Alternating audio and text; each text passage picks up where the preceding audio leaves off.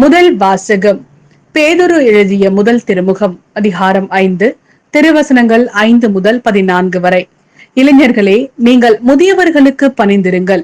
ஒருவர் மற்றவரோடு பழகும் போது எல்லாரும் மனத்தாழ்மையை ஆடையாய் அணிந்திருங்கள்.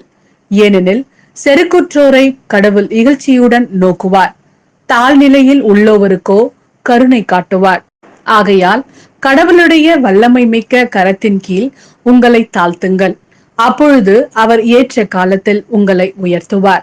உங்கள் கவலைகளை எல்லாம் அவரிடம் விட்டுவிடுங்கள், ஏனென்றால் அவர் உங்கள் மேல் கவலை கொண்டுள்ளார்.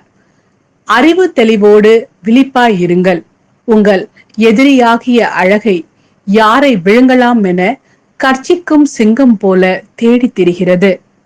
அசையாத நம்பிக்கை கொண்டவர்களாய் அதனை எதிர்த்து நில்லுங்கள். உலகெங்கிலும் உங்கள் சகோதரர் சகோதரிகள் உங்களைப் போலவே துன்பங்களுக்கு உள்ளாகிறார்கள் என்பதை நீங்கள் அறிந்திருக்கிறீர்கள் அல்லவா? எல்லா அருளும் நிறைந்த கடவுள் இயேசு கிறிஸ்துவுக்குள் என்றும் நிலைக்கும் தம் மாட்சியில் பங்கு கொள்ள உங்களை அளித்திருக்கிறார்.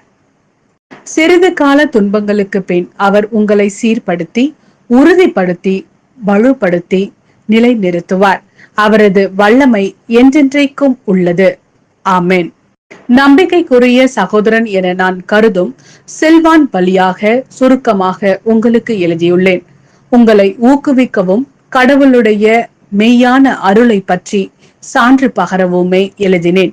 இந்த அருளில் நிலைத்திருங்கள். உங்களைப் போலவே தேர்ந்து கொள்ளப்பட்ட பாபிலோன் சபையாரும் என் மகன் மாட்கும் உங்களுக்கு வாழ்த்து கூறுகின்றனர்.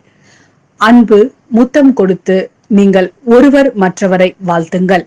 இயேசு கடவுளோடு இணைந்து வாழும் உங்கள் அனைவருக்கும் அமைதி உரித்தாகுக.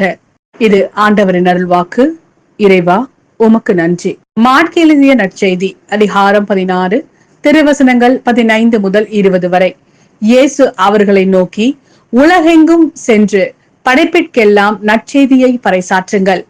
நம்பிக்கை கொண்டு திருமுழுக்கு பெறுவோர் மீட்பு பெறுவர். நம்பிக்கையற்றவரோ தண்டனை தீர்ப்பு பெறுவர். நம்பிக்கை கொண்டோர் பின்வரும் அரும் அடையாளங்களை செய்வர். அவர்கள் என் பெயரால் பேய்களை ஓட்டுவர், புதிய மொழிகளை பேசுவர், பாம்புகளை தம் கையால் பிடிப்பர், கொல்லும் நஞ்சை குடித்தாலும் அது அவர்களுக்கு தீங்கு இழைக்காது. அவர்கள் உடல் நலமற்றோர் மீது கைகளை வைக்க அவர்கள் குணமடைவார்கள் என்று கூறினார். இவ்வாறு அவர்களோடு பேசிய பின்பு ஆண்டவர் இயேசு விண்ணேற்றம் அடைந்து கடவுளின் வலப்புறம் அமர்ந்தார். அவர்கள் புறப்பட்டு சென்று எங்கும் நற்செய்தியை பறைசாற்றினர். ஆண்டவரும் உடனிருந்து செயல்பட்டு நிகழ்ந்த அரும் அடையாளங்களால் அவர்களுடைய வார்த்தையை உறுதிப்படுத்தினார்.